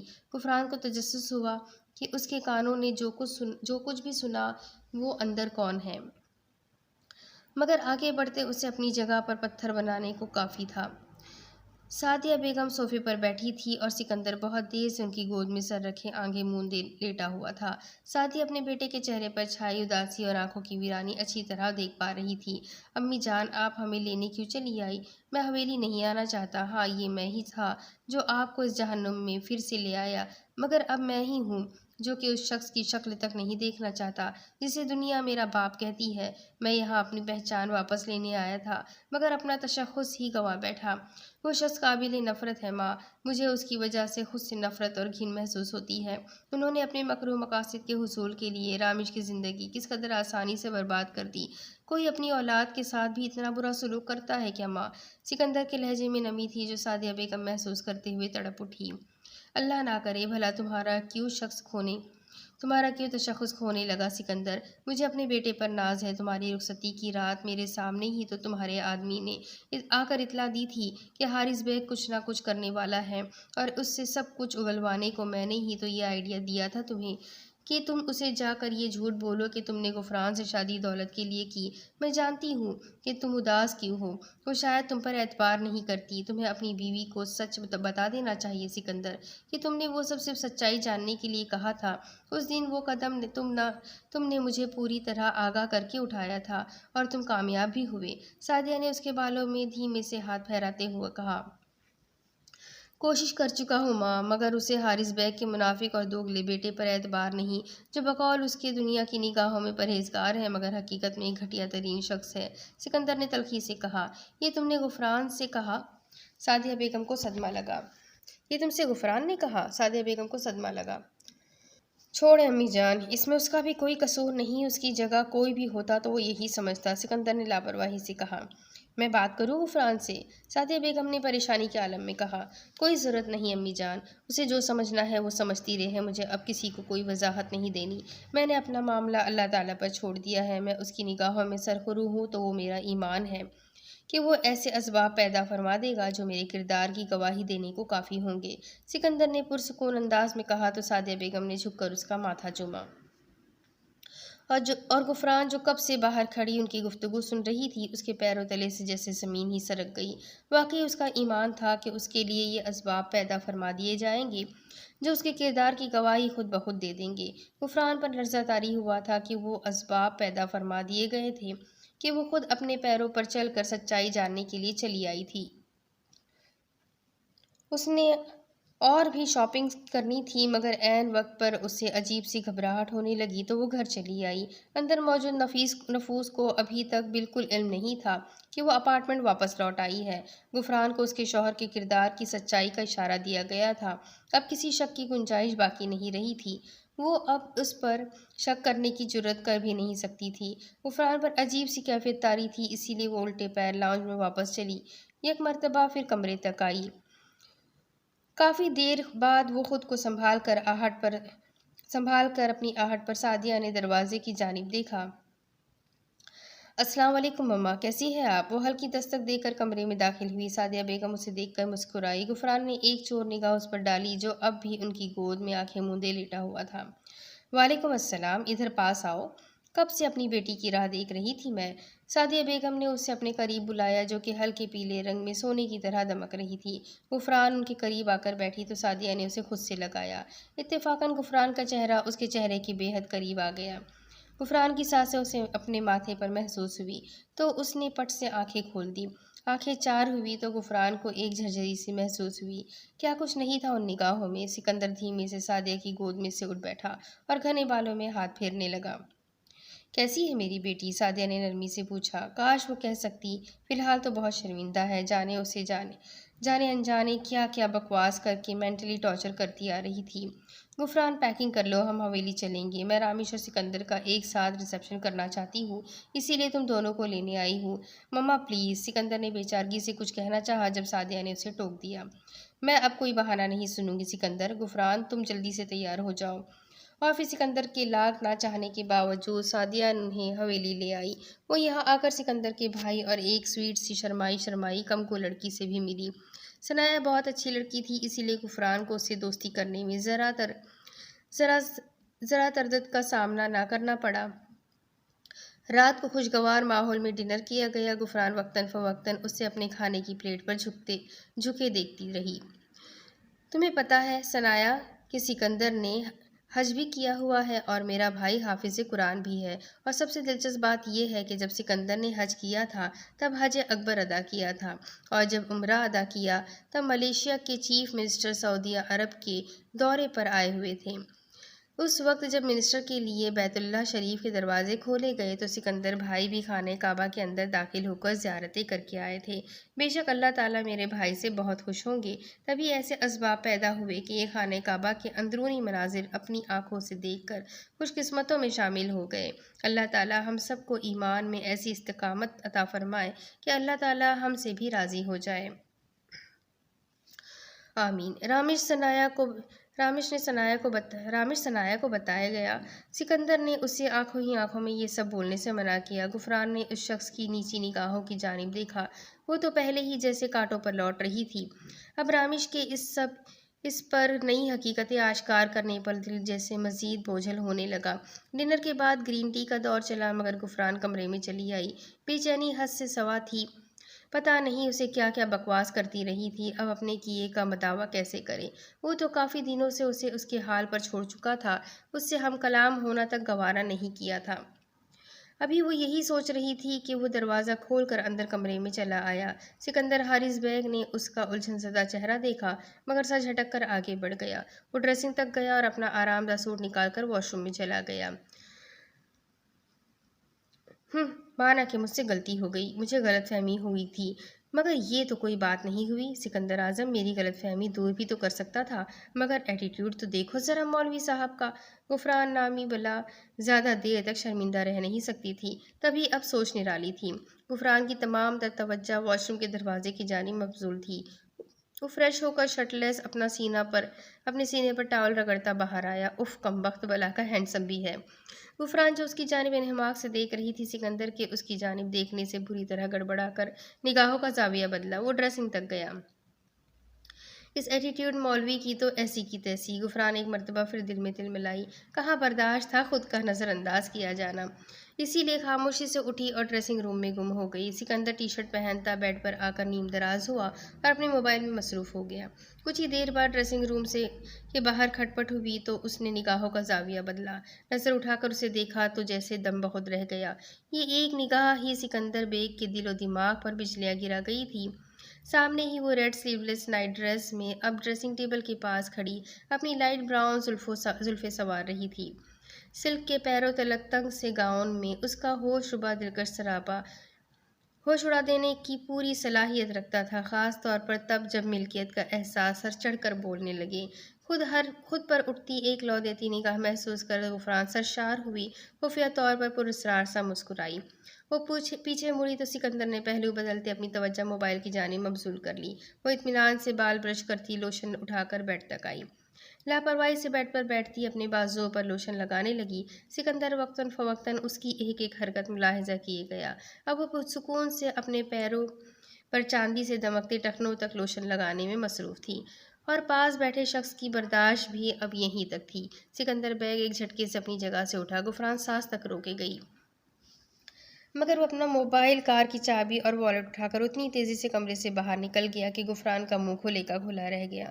آنکھیں تیزی سے نم ہوئی، نسوانیت کو زوردار قسم کا دھچکا لگا۔ ٹھکرائے جانے کی اذیت کیا ہوتی ہے اسے پتہ چلی۔ غفران نے ہاتھ میں پکڑے لوشن کی بوتل کو دور پھینک کر ماری اور تکیے میں چہرہ چھپا کر شدت سے رو دی۔ اب یہ رونا کس بات کا تھا، یہ اڈے کی سمجھ سے باہر تھا، مگر عنقریب اس پر اس کی دل کے تمام جذبات عیاں ہونے والے تھے۔ दूसरी तरफ सुल्तान खानज़ादा ने संजीदगी से बेटे का सुर्ख पोशीला इश्तियाल भरा चेहरा मुलाहिजा किया, जिसने एक दो मरतबा किसी का नंबर डायल किया था मगर सामने से शायद फ़ोन उठाया नहीं गया था। तभी येशम सुल्तान के माथे की फूली रगें नजर आने लगी। सुल्तान खानज़ादा ने अरीब की जानिब देखकर आईब्रो उचकाकर मामले की संगीनी मालूम करने की कोशिश की, मगर अरीब ने कंधे उचकाकर लाइल्मी का इजहार किया। तुम्हें हर वक्त बच्ची पर नज़र रखनी चाहिए। अब भी तुम्हें इल्म होना चाहिए कि वो 2 दिन से तुम्हें इस बुरी तरह क्यों इग्नोर कर रही है। तुम्हें इल्म होना चाहिए कि परिया खानज़ादा तुम्हारी बीवी के लिए कितनी टॉक्सिक साबित हो सकती है। ये सुल्तान खानज़ादा ने संजीदगी से उसे मशवरा दिया। और आपको ऐसा क्यों लगता है कि मैं इससे एक पल के लिए भी गाफिल हूँ डैड? येशम ने अब थक हार फ़ोन अपनी पॉकेट में रखा और टेबल पर पड़ा पेपर वेट घुमाने लगा। मुझे पता है इनके दरमियान क्या गुफ्तगू हुई है, मगर मैं चाहता हूँ कि वो अपने ईमान पर इस्तकामत इख्तियार करते इन तहमात और वसवसों पर एतबार ना करें। मगर वो येशम सुल्तान ने कहती अजीज से अपने लब भीजे। अब तुम क्या चाहते हो? सुल्तान खानज़ादा ने बेटे का अजियत भरा चेहरा देखा। मैं चाहता हूँ कि गद्दार वतन जल्द अज जल्द जेल की सलाखों के पीछे हो, पर यह खानज़ादा मेरी ज़िंदगी से निकल जाए। मैं अब एक पल भी इस कागजी रिश्ते का बोझ अपने कंधों पर नहीं उठाना चाहता। वो अपने पागलपन में जितना इस मुल्क का और मेरा नुकसान कर चुकी है, मैं उसे फांसी के फंदे पर लटका देखना चाहता हूँ। येशम सुल्तान ने सख्त लहजा इख्तियार किया। अभी नहीं यश, अभी तुम्हें अच्छी तरह इल्म है कि किस मजबूरी की वजह से उसे बैतुल सुल्तान में रखा गया है। परिया खानज़ादा उस गेम का वो मोहरा है जिसके कब्जे में गद्दारों की अहम राज है। हमें वो राज पता लगाने से पहले परिहा को बैतुल सुल्तान से बाहर नहीं जाने देना, चाहे वो कितनी भी कोशिश कर ले। सुल्तान खानज़ादा ने येशम के कंधे पर हाथ रखा। मुझे लगता है तुम्हें यहाँ से फ़िलहाल सब छोड़ छाड़ कर गुड़िया को ज़्यादा से ज़्यादा वक्त देना चाहिए ताकि उसका मिजाज दुरुस्त हो सके। इतनी देर से अरीब ने अब उस गुफ्तगू में मदाखलत की थी। बिल्कुल अरीब, सुलेमान खानज़ादा ठीक कह रहा है। तुम 2-3 माह के लिए लीव पर जाओ, इसकी इजाज़त मैं तुम्हें देता हूँ जवान। उम्मीद है यहाँ की कारकर्दगी के अलावा हवेली में भी तुम्हारी कारकर्दगी एक्स्ट्रा ऑर्डिनरी होगी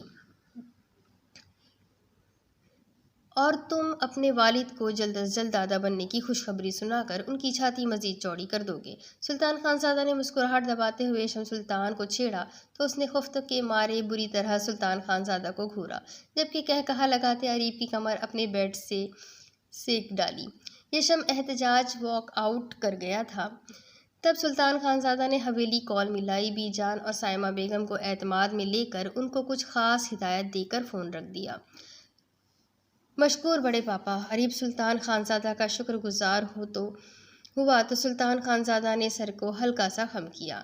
आप बेफिक्र रहे बड़े पापा, येशम सुल्तान को मैं अभी हवेली के लिए रवाना करता हूँ। अरीब कहते अपनी जगह से खड़ा हुआ। तुम अपनी फ़िक्र करो जवान, मैं तुम तीनों का रिसेप्शन देने का इरादा किए बैठा हूँ, तो जो रूठना मनाना करना है वो जल्दी कर लो तो बेहतर है। सुल्तान खानज़ादा ने उसे भी दो टोक आवाज़ में कहा तो वो भी गड़बड़ाता जल्दी से उनके ऑफिस से बाहर निकल गया।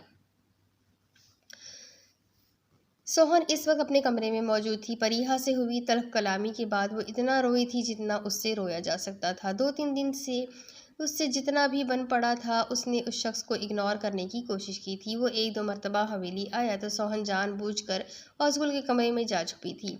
हत्ता कि 3 रातों से वो औज़गुल के पास ही सो रही थी। सोहन ने येशम से फ़ोन या कॉल पर बात तक नहीं की थी। वो जानती थी वो उसे बेतहाशा तकलीफ़ पहुंचा रही है, मगर वो इस मामले में ख़ुद को पूरी तरह बेबस पा रही थी। अचानक कमरे में साइमा बेगम आई तो वो सीधी होकर बैठ गई। बेटा तैयार हो जाओ, कुछ ही देर में यहाँ महफिल मिलाद का एहतमाम किया गया है, कुरान ख़वानी है। बहुत अचानक प्रोग्राम बनाया गया है। तुम्हारे बाबा ने फ़ोन करके कहा कि हमारे जो ख़ानदानी पीर है उनकी अहलिया मोहतरमा मरियम साहिबा हवेली तशरीफ़ ला रही है, तो क्यों ना एक छोटी सी महफिल का एहतमाम कर लिया जाए। साइमा बेगम उसे तफसील बताकर बाहर निकल गई। वो उठी और तैयार हुई। अशरफ कमाल और आदिल से फ़ोन पर बात करके वो फिर से औज़गुल के कमरे में चली आई। वो भी तैयारी में मसरूफ़ थी। औज़गुल से दोस्ती होने में बहुत कम वक्त लगा था। बहुत कम वक्त में हवेली में तमाम इंतज़ाम किया गया था। आसपास गांव का काफ़ी ख़वातीन ज़नान खाने के बड़े लाउंज में इकट्ठी हो चुकी थी। औज़गुल का फ़ोन रिंग हुआ। उसने यस करके कान को लगाया। भाभी, यश लाला की कॉल है, वो आपसे बात करना चाहते हैं। औज़गुल ने सोहन की जानिब बगौर देखा कि यश के नाम पर जिसके चेहरे का रंग मुतग़य्यर हुआ था خوش قسمتی سے سوہن کو کوئی جواب دینے کی توفیق نہیں کرنی پڑی کہ ملازمہ نے انہیں بی جان کا پیغام دیا کہ وہ دونوں فوراً باہر آ جائیں۔ ان سے بعد میں بات کر لوں گی، اب ہمیں باہر جانا چاہیے، سوہن نے نگاہیں چراتے ہوئے آہستہ آواز میں کہا۔ پھر اوزگل نے فون پر اسے یہی کہا اور وہ دونوں باہر نکل آئی۔ خان حویلی میں اس وقت گہما گہمی کا سما تھا۔ وہ دونوں باہر آئی تو بی جان نے انہیں ایک طرف بلایا۔ وہ دونوں بی جان کے پاس بڑے پیر صاحب کی اہلیہ کے بالکل قریب بیٹھی سب کے ساتھ میلاد شریف سن رہی تھی۔ بہت ساری روح پرور نعتوں اور بیانات کے بعد عالمہ نے دعا کروائی اور پھر نذر و نیاز کا اہتمام کیا گیا۔ لوگ نیاز کھا کر اپنے اپنے گھر کو روانہ ہونے لگے۔ پھر بی جان عالمہ محترمہ کو اپنے کمرے میں لے آئی۔ اس کے ساتھ سوہن اور اوزگل کو بھی اپنے کمرے میں چلا لائی۔ سوہن اور اوزگل احترام سے آ کر ان سے گرم جوشی سے ملی۔ بی جان نے انہیں ان کے پاس ہی بٹھا دیا۔ یہ ہماری پوتی ہے اور یہ ہماری بہو میرے یشم سلطان کی بیوی ہے اور یہ میرے اریب کی، ان سب کی ہم نے کچھ عرصہ پہلے ہی شادی کروائی ہے۔ اوہ ماشاء اللہ، آپ کی بہویں بہت خوبصورت ہیں، اللہ تعالیٰ نیک نصیب بھی کرے۔ جی بالکل، یہ ہماری بچیاں بھی ہیں اور بہویں بھی، بی جان نے مسکرا کر کہا۔ ماشاء اللہ، تاثیق ہو کیا سے تم کون ہو؟ عالمہ فاضلہ مریم صاحبہ نے اوزگل کا اترا چہرہ دیکھتے ہوئے پوچھا، جو سفیدی اور زردی مائل رنگت سے وہاں بیٹھی انہیں دیکھ رہی تھی۔ ان کے پوچھنے پر گڑبڑا گئی۔ اسی وقت نایاب اندر آئی اور اوزگل کے قریب بیٹھ گئی۔ اسے خاموش دیکھ نایاب نے اوزگل کی کمر سہلائی۔ یہ میری بیٹی ہے اوزگل، میرے بچے اریب سلیمان کی بیوی، نایاب نے نرمی سے کہا، جبکہ اوزگل نے اپنا پہلو بدلا۔ انہوں نے اسے بہت غور سے دیکھ کر اس کے سر پر ہاتھ رکھا۔ کیا بات ہے بچی، اداس کیوں ہو؟ وہ بے حد پیار سے اسے خود سے لگاتی اس کا ہاتھ سہلاتے ہوئے بولی تو وہ زور زور سے نفی میں سر ہلاتے ان سے دور ہونے کی تگ و دو کرنے لگی۔ جب بی جان اس کے پاس بیٹھی، میری بچی، ان سے نہیں ڈرو، یہ نیک خاتون ہے، تمہیں نقصان نہیں پہنچائے گی، تم ان سے اپنے دل کی بات کرو، یہ تمہارے درد کی دوا دے گی۔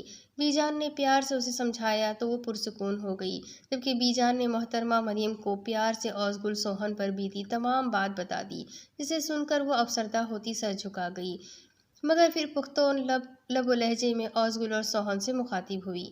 دیکھو بیٹی، یہ سب خدا کی کرنی ہوتی ہے، زندگی آزمائش کا نام ہے، بچے آزمائش تو آتا ہی ہے، خدا ہے نا، وہ اپنے بندے کو آزماتا ہے کہ وہ اس کا بندہ کس طرح آزمائش اور مشکل وقت میں اس کو یاد کرتا ہے۔ تم ایسے کیوں روتے ہو بچے؟ یہی تو وقت ہے تمہارا اپنے رب کے قریب جانے کا، اس سے سکون مانگنے کا۔ تم کہتے ہو تمہاری زندگی میں سکون نہیں ہے، کتنا غلط بولتے ہو تم۔ تمہارا رب ہی تمہارا سب سے بہترین رازدار ہے، وہ اپنے بندے کی شہرک سے بھی زیادہ قریب ہے، اسے اپنا ہمراز بنا کر تو دیکھو، انشاءاللہ کبھی مایوسی نہیں ہوگی، وہ ایک سچے دوست کی طرح تمہیں راستہ دکھائے گا، اپنے مصحف قرآن مجید کے ذریعے اشاروں میں یا سیدھا سیدھا حکم دے کر تمہاری رہنمائی کرے گا۔ موت کی تمنا کرنا کتنا بڑا گناہ ہے بچہ، جانتے نہیں ہے کیا کہ یہ زندگی اللہ تعالیٰ کی دی گئی سب سے بڑی نعمت ہے۔ دیکھ بچہ، یہ اللہ تعالیٰ اپنے پسندیدہ بندے کو آزماتا ہے، اس کا امتحان لیتا ہے، اگر تیرا خداوند تجھ سے معافی مانگتا ہے، اسے اپنی غلطی کا احساس ہے تو تجھے چاہیے اسے معاف کر دے، معاف کرنے میں سکون ہے، نہ کہ اللہ کا ناپسندیدہ عمل دہرا کر اپنے خاوند سے علیحدگی اختیار کر لے۔ تجھے معلوم ہے بچہ، اللہ کے نزدیک طلاق کتنا سخت ناپسندیدہ عمل ہے۔ ہاں تو ایسی بات کیوں کرتے ہو؟ اگر تیرا خاوند ٹھیک ہو جاتا ہے تو اسے ایک موقع دے کر دیکھ، نہ خدا تو اپنے بندے کو بڑے بڑے گناہ کی معافی دے دیتا ہے، اس کا جتنے بڑے گناہ کرے وہ تو موت تک توبہ کے دروازے کھلے رکھتا ہے، جیسے رشتے بات ماننے سے یا نہ ماننے سے کبھی ختم نہیں ہوتے۔ اللہ کے ساتھ بھی ہمارا ایسا ہی رشتہ ہے، وہ صرف پارساؤں کا اللہ نہیں، گناہ گاروں کا بھی اللہ ہے، مگر ہمیں اپنے دل کو اس کی طرف مائل کرنا پڑتا ہے، تب وہ ہم پر رحم کرے گا۔ اپنے دامن میں ہزار داغ سمیٹے ہوئے بھی اس کے پاس جانے سے شرم نہ کرنا، وہ واحد ذات ہی تو ہے جو آپ کو کبھی بھی کسی بھی بات پر سزا نہیں دیتا جب تک موت نہ آ جائے۔ تو وہ جب اپنے بندوں پر رحم فرماتا ہے تو کیا اس بات کو پسند نہیں کرتا کہ اس کے بندے بھی اس کے بندوں پر رحم کریں، ان کو معاف کر دیں؟ وہ اس کو انتہائی نرمی سے سہلاتے ہوئے اس پر اپنے الفاظ کا سحر طاری کرتی رہی، جبکہ اوزگل کی رگوں پہ میں سکون اترتا رہا۔ آج دل پر سکون تھا۔ کیا وہ اتنے اندھیرے میں ڈوب گئی تھی کہ اپنے رب کو بھول گئی؟ وہ اپنے رب سے کنارہ کر بیٹھی۔ وہ کیسے بھول گئی کہ وہ اس کا اللہ ہے جو 70 ماؤں سے بھی زیادہ اس سے محبت کرتا ہے؟ اوزگل ان کے قریب بیٹھی ندامت کے آنسو بہانے لگی۔ اس تمام عرصے میں وہ بے سکون رہی۔ کیوں اس سے اپنا رج آخر اس نے اپنے رب کریم سے کیوں سکون نہیں مانگا، کیوں رہنمائی نہیں مانگی؟ اب مریم صاحبہ سوہن کی جانب متوجہ ہوئی تھی۔ اور بچی، تم بتاؤ، تمہارا کیا مسئلہ ہے؟ تم کیوں اتنی چپ چپ ہو کر اس طرح سے بیٹھی ہو؟ بی جان، ہے بی جان۔ مریم صاحبہ نے پیار سے سوہن کے سر پر ہاتھ رکھا۔ سوہن نے سر جھکایا جب بی جان نے اسے دیکھا۔ سوہن بچہ، ادھر آؤ ان کے پاس۔ بی جان نے پیار سے اسے اپنے اور مریم کے قریب بٹھایا اور اس کے سر پر بوسہ دیا۔ یہ میرے پوتے یش خانزادہ کی بیوی ہے۔ بی جان نے اس کا تعارف کرواتے مریم صاحبہ کو خاص اشارہ کیا، کیونکہ وہ پہلے ہی انہیں سوہن کے بارے میں بتا چکی تھی۔ اب اشارہ کر کے محض یاد دہانی کروائی کہ یہ ان کی وہی بہو ہے جو ایک مرتبہ پہلے بیوگی کی روح فرسا تکلیف سے گزر چکی ہے۔ مریم صاحبہ سمجھتے ہوئے مسکرا دی۔ ماشاء اللہ، یش بہت پیارا بچہ ہے، میرے ہاتھوں میں ہی بڑا ہوا ہے، پیر جی سے قرآن مجید پڑھا، نہایت نیک، با ادب اور صابر بچہ ہے۔ تم اداس کیوں ہو بچہ؟ کیا تم خوش نہیں ہو اس سے؟ وہ اسے بغور دیکھتی بولی تو سوہن بے تحاشا بے قرار ہوئی۔ پریشان مت ہو بچہ، جیسا کہ ابھی میں نے بتایا کہ آزمائش اللہ تعالیٰ کے پیارے بندوں پر ہی آتی ہے۔ بچہ تم پر بھی آیا اور آ کر گزر گیا۔ اب بات کچھ یوں کہ اللہ تعالیٰ نے تمہارا گھر بسا کر ایک مرتبہ پھر سے تم پر اپنی عظیم الشان رحمت فرمائی ہے۔ کفران نعمت بھی ایک گناہ کبیرہ ہے۔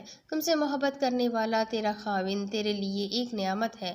پرانی باتیں بھول جاؤ، اب اپنے نصیب کے لکھے کو قبول کر کے اپنی نئی زندگی کی شروعات کرو۔ اب تیرا خاوند ہی تیرا سب کچھ ہے۔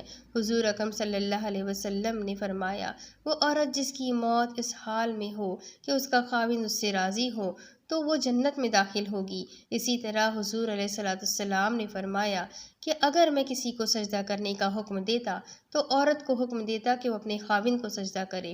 پھر فرمایا، وہ عورت جس نے 5 وقت نماز ادا کی، رمضان کے روزے رکھے، اپنی عزت کی حفاظت کی، اپنے شوہر کی اطاعت کی، قیامت کے دن اس سے کہا جائے گا جس دروازے سے چاہے وہ جنت میں داخل ہو جائے۔ حضرت عائشہ صدیقہ رضی اللہ سے روایت ہے، آپ فرماتی ہے، میں نے رسول صلی اللہ علیہ وسلم سے دریافت کیا۔ ترجمہ: عورت پر سب سے زیادہ کس کا حق ہے؟ حضور صلی اللہ علیہ وسلم نے ارشاد فرمایا، اس کے شوہر کا۔ پھر میں نے عرض کیا، مرد پر سب سے زیادہ کس کا حق ہے؟ آپ صلی اللہ علیہ وسلم نے فرمایا، اس کی ماں کا۔ میرا بچہ، وہی عورت جنت کی حقدار ہے جس کا خاوند اس سے راضی ہے، اور خاوند تب بیوی سے راضی ہوتا ہے جب اس کا ہر حق ادا کیا جائے، اور اس کے ساتھ ہی بیوی کا فرض ہے کہ انس و محبت میں شوہر کو ہر وقت کے لیے خود پر اختیار دینا چاہیے۔ روایت ہے کہ رسول اللہ صلی اللہ علیہ وسلم نے ارشاد فرمایا، ترمذی ترجمہ: جو شخص اپنی بیوی کو اپنی حاجت کے لیے بلائے تو اسے چاہیے کہ فوراً جائے، چاہے وہ چولہے کے پاس مشغول کیوں نہ ہو۔ عالمہ مریم صاحبہ دیر تلک ان سے باتیں کرتی رہی۔ سوہن کے رونگٹے کھڑے ہوئے تھے۔ وہ قرآن و حدیث کی روشنی میں ان کی رہنمائی کرتی رہی۔ دونوں کے دل و دماغ پر لگے مایوسی کے قفل کھلتے گئے، اذیت و کرب کے بادل چھٹتے چلے گئے۔ مریم صاحبہ نے شام تک کا سارا وقت ان کے ساتھ گزارا۔ اوزگل کا دل کسی پھول کی طرح ہلکا پھلکا ہو چکا تھا۔ مریم صاحبہ ان سے رخصت لے کر واپس چلی گئی، مگر تمام حویلی پر سوچوں کے نئے در وا کر گئی تھی۔ سوہن اپنے کمرے میں چلی آئی۔ سب سے پہلے تو عشاء کی نماز ادا کی، اس کے بعد وہ تھی اور اس کی بے چینی۔ مریم صاحبہ کا ایک ایک لفظ کانوں میں گونجتا رہا۔ انہوں نے کہا تھا، اللہ تعالیٰ تب تک اپنے بندے پر اپنے حقوق معاف نہیں فرماتا جب تک کہ اس کا بندہ اس کے بندے کے حقوق ادا نہیں کرتا۔ مطلب کیا وہ 5 وقت کی نماز ادا کرنے کے باوجود مسلسل اپنے رب کی نافرمانی کرتی آ رہی ہے؟ सोहन के दिल पर अजीब खौफ और घबराहट सी तारी हुई। तब वो आगे बढ़ी और बेड की साइड ड्रॉर में से एक मखमली बॉक्स निकाला और उसमें से वो 2 जड़ाऊ नाजुक से कंगन निकाल कर अपनी कलाई में पहन लिए। ये करते उसे पैरों तलक पसीने छूट चुके थे, मगर इस वक्त खुदा और अपनी आखिरत का खौफ दिल पर सारे एहसासात से ज़्यादा हावी था। सोहन को नींद ना आई तो वो रात देर तलक जागती रही, बार बार बेजारी से बेड पर नीम दराज, और बार बार एक चेहरा आंखों के पर्दे पर लहराता। करवट पर करवट बदलती रही कि अचानक अपने फ़ोन का ख्याल आया। Oh shit! वो बेड से उठी। ये आखिर मैं इतना लापरवाह क्यों हो जाती हूँ? सोहन ने खुद को कोसा, पूरा कमरा छान मारा, आखिर वॉशरूम में झांका तो सामने ही फ़ोन बड़ी शान से रैक पर दस्तयाब था। उसने जल्दी से उठाया तो बैटरी कब की डेड होकर फ़ोन बंद हो चुका था। सोहन ने अपने सर पर हाथ मारा और बेड पर बैठकर उसे अपनी तरफ वाले स्विच बोर्ड से चार्जिंग पर लगाया। कुछ देर बैठकर इंतज़ार किया। फ़ोन ऑन किया तो सोहन का दिल धक से रह गया। सैकड़ों फ़ोन कॉल्स थी जो उस शख्स की बेकरारियों और शिद्दत भरी बेचैनियों की गवाह थी। काफ़ी सारे मैसेजेस थे जिन्हें डरते डरते सोहन ने ओपन किया। क्या एक बात मुझे खुलकर बता सकती हो? एक बोसे के लिए कितना सता सकती हो? पहला मैसेज ही सोहन के छक्के छुड़ा चुका था। कपकपाते हाथों से दूसरा मैसेज ओपन किया। बर्फी, मुझसे जितना दूर भागोगी तुम्हारी कसम तुम्हें उतना ही पछताना पड़ेगा। जितना तुमने मुझे उन 3 दिनों में तड़पाया है तुम्हारी इन गुस्ताखियों के बाद, अब जब रूबरू आऊँगा तो तुम्हारी रूह में उतरूँगा, फिर तुम चाह कर भी मुझे अपनी रूह से खींच नहीं पाओगी। उससे आगे सोहन को पढ़ने की हिम्मत तक ना हुई। वो बेड पर लेटकर गहरे सांस भरती सख्ती से आंखें मीच गई। दूसरी तरफ औज़गुल नायाब के सिरहाने बैठी थी। औज़गुल ने अपना सर माँ की गोद में रखा और आंखें मूंद रखी थी। औज़गुल मेरी बच्ची, सुल्तान भाई साहब तीनों भाइयों का वलीमा करना चाहते हैं। और नायाब पल को रुकी। औज़गुल के किसी शदीद रद्द अमल से खौफ महसूस हुआ, इसीलिए मज़ीद अल्फाज अदा करते झिझक गई। लेकिन औज़गुल के खामोश रहने पर आखिर हिम्मत की और अरीब अब रुखसती चाहता है। आखिर नायाब ने बोल ही दिया, मगर औज़गुल के अब भी खामोश रहकर किसी गैर मर्ई नुक्ते को घूरे जाने पर नायाब को इत्मीनान हुआ।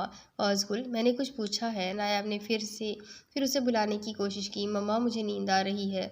औज़गुल ने आंखें बंद कर ली। नायाब ने शुक्र का कलमा अदा किया, पर मरियम साहिबा के समझाने का इतना तो फ़ायदा हुआ था कि वो कोई रद्द अमल ज़ाहिर नहीं कर रही थी। उसकी खामोशी को ही नायाब ने उसका असबाती जवाब समझा और मुतमईन हो गई। सोहन की आंख सुबह देर से खुली थी। रात का बोझलपन अब भी तबीयत पर छाया हुआ था। फिर सुबह से दोपहर ढल गई। उस शख्स के अल्फाज की दहशत थी कि दिल ने बिला वजह सीने में शोर मचाए रखा। आखिर फिर बीजान के बुलाने पर वो लंच के वक्त डाइनिंग हॉल में चली आई। वो डाइनिंग टेबल पर सबके साथ बैठी तो परिया ने बगौर उसका जायज़ा लिया। सोहन उससे घबराया करती थी, तभी बीजान की ओट में हो गई। सब मौजूद थे। खाने की इश्तिहा अंगेज़ खुशबू पूरे डाइनिंग हॉल में फैली हुई थी। वो गायब दिमागी से अपनी प्लेट पर झुकी हुई थी कि दफतन डाइनिंग हॉल की जानिब आती भारी मखसूस कदमों की धमक से सोहन का खाना खाता हाथ लरसने लगा था। अब सूरत हाल कुछ यूँ थी कि सबके सामने बैठे हुए कोई जाए फरार पाना नामुमकिन सी बात थी। तभी बस सांस जैसे साकिन हो गई। भूख प्यास सब भग से उड़ गई, मगर जान पर तो तब बनी जब अपने नाम की बाज़गश्त बैतुल सुल्तान में गूंजती सुनाई दी। सोहन, सोहन! कदमों की धमक के साथ भारी मर्दाना रौबदार आवाज़ बैतुल सुल्तान में गूंजी तो सब डाइनिंग हॉल में आते शम सुल्तान खानज़ादा की जानिब मुतवज्जा हुए। वो यूनिफॉर्म की पैंट और ब्लैक टी शर्ट पहने डाइनिंग हॉल में दाखिल हुआ तो निगाहें एक शफाफ गुलाबी किताब चेहरे पर जमसी गई। अस्सलामुअलैकुम, उसने मुश्तरका सलाम किया। वालेकुम अस्सलाम, आओ यश, खाना खाओ। दाजी ने उसे खाने के लिए बुलाया, मगर उसकी निगाहें अपनी प्लेट पर तकरीबन सजदा रेज एक सर पर जमी हुई थी। दाजी, मुझे भूख नहीं। हाँ, मगर मुझे सोहन से ज़रूरी काम है, अभी हम तैयार होकर कहीं जाने वाले हैं। सोहन, रूम में आओ जल्दी, यशम ने कहा। मैं खाना खा रही थी। मरील सी आवाज़ आई कि परिया खानज़ादा ने शर्मबार निगाहों से सोहन की जानिब देखा। यशम ने भी संजीदगी से उसे देखा। کم آن سوہن، تمہاری پلیٹ خالی ہے، تم کھانا کھا چکی ہو، اب جلدی سے اٹھو اور میرے ساتھ آؤ۔ یشم سلطان کے لہجے میں واضح طور پر وارننگ تھی۔ سب نے مانی خیزی سے سوہن کو دیکھا تو وہ ایک دم سرخ پڑ گئی۔ نہ چاہ کر بھی اسے ڈائننگ ٹیبل سے اس کی تقلید میں کمرے میں جانا پڑا۔ وہ اسے لیے اپنے کمرے میں آیا اور ڈور لاک کیا۔ یشم سلطان اس کا دلکش سراپا بغور دیکھے گیا اور جا کر بیڈ پر نیم دراز ہوا۔ ہمیں کہیں جانا ہے برفی، اسی لیے واش روم میں جو ڈریس لٹکا ہے وہ فوراً جا کر پہن کر آؤ، یشم سلطان نے اطمینان سے کہا۔ سیاہ فراق کی چوڑی دار بازو اور نیچے چوڑی دار پائجامے میں وہ اس مکمل لباس میں چاندی کی طرح دمک رہی تھی۔ سوہن سب کے سامنے یشم کے اسے یوں کمرے میں بلانے پر سخت جھنجھلائی ہوئی تھی۔ پیر پٹکتی واش روم میں گئی اور جیسے تیسے وہاں رکھا پرپل کلر کا ڈریس زیب تن کر آئی۔ چند لمحوں کے بعد وہ پھر سے باہر آئی تو غصہ ہنوز ناک پر دھرا تھا۔ اس کے بے باکی پر جی بھر کر تاؤ آیا، جو اب بھی کافی دیدہ دلیری اور فرصت سے اس کے وجود کے ایک ایک انگ کا احاطہ کرنے میں مصروف تھا۔ کہاں سے لگتا ہے کہ آپ پٹھان ہیں؟ وہ تل ملائی۔ کیا ایکسپیکٹیشنز ہے میری بیگم کو اس پٹھان سے؟ زومانیت سے کہتا۔ اس کا لہجہ بے تحاشا بے باک تھا۔ اس کے جواب پر وہ لال بھبوگا چہرے کے ساتھ بری طرح کھجل ہوئی تھی۔ مجھے اندازہ نہیں تھا آپ اس قدر بے شرم ہوں گے۔ اس کے چہرے نے لہو چھلکایا۔ تمہارے ساتھ ہر قسم کی بے شرمی کرنے کا این او سی ہے میرے پاس، جس پر پاکستان کے 4 معزز ترین شہریوں کے باقاعدہ سائن بھی موجود ہے۔ اس کے اطمینان میں ذرا برابر بھی فرق نہیں پڑا تھا۔ بیڈ کراؤن سے ٹیک لگائے، ہاتھ سینے پر باندھے، وہ کافی پرسکون فرصت کے لمحات میں اسے گہری نگاہوں کے حصار میں رکھے ہوئے تھا۔ آپ بہت بدتمیز اور منہ پھٹ ہوں گے، اس کا بھی اندازہ نہیں تھا مجھے۔ سوہن پیچھے مڑ کر تب کر بولی۔ یہ شخص آنکھوں کے ذریعے ہی روح پر قابض ہونے کی تک صلاحیت رکھتا تھا۔ وہ کہاں اس کی متحمل تھی؟ غلط بیانی سے کام تو مت لے بیگم، کہ بدتمیزی کی اجازت ابھی آپ نے دی ہی نہیں۔ رہی بات دوسری، تو ابھی اتنا بھی منہ پھٹ نہیں ہوا کہ آپ کو آپ کے منہ پر ہی یہ بتا دوں کہ کمر سے آپ کی ڈریس کی زپ کھلی ہے۔ اس نے پھر سکون سے بول کر دانتوں تلے لب دبایا اور سامنے والی کو بری طرح ہڑبڑانے پر مجبور کر دیا۔ وہ جو جلد بازی میں باہر آئی تھی، تڑپ کر اپنی کمر دیوار سے لگائی گئی۔ یشم سلطان بیڈ سے اٹھتا اب اس کی پتلی ہوئی پسینے میں شرابور حالت دیکھ شرافت سے ڈریسنگ تک گیا اور اس میں سے ایک پیکٹ نکال کر اسے تھمایا، جو لال بھبو کا چہرہ لیے خجل سی دیوار سے لگی کھڑی تھی۔ یہ والا ڈریس کچھ جچ نہیں رہا برفی، اس لیے یہ والا پہن کر باہر آؤ۔ میں ڈائننگ ہال میں جا رہا ہوں، ابھی ایک لڑکی تمہیں تیار کرنے آئے گی، تو جلدی سے ریڈی ہو جاؤ، ہمیں کہیں جانا ہے، یشم سلطان نے نرمی سے کہا اور کمرے سے باہر نکل گیا۔ سوہن ایک گہری سانس خارج کری اور ڈریس لے کر واش روم میں چلی گئی۔ اب اس کے آگے کی کہانی میں آپ کو اگلی قسط میں سناتی ہوں کہ آگے کیا ہوگا۔ یہ جاننے کے لیے میرے ساتھ بنے رہیں۔ اگلی قسط میں پھر ملیں گے، تب تک کے لیے اللہ حافظ۔